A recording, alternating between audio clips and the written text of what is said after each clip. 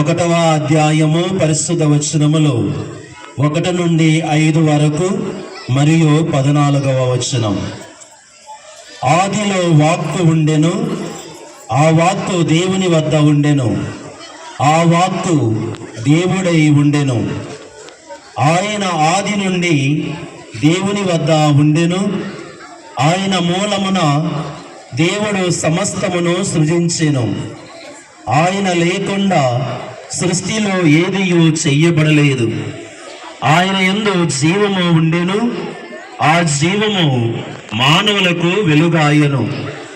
ఆ వెలుగు చీకటిలో ప్రకాశించుచూ ఉన్నది, చీకటి దానిని గ్రహించలేదు.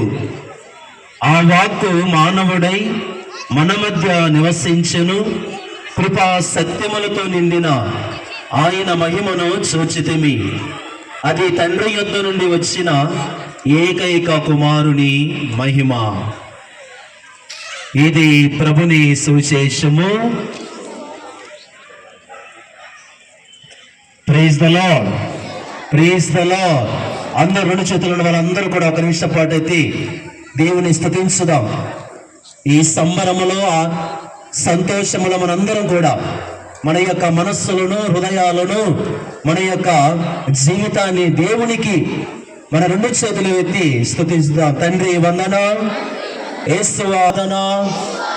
Praise the Lord, praise the Lord, praise the Lord, praise the Lord. ప్రియమైన దేవుని బిడ్డలారా, విశ్వాసిని విశ్వాసులారా, ఈ లోకములో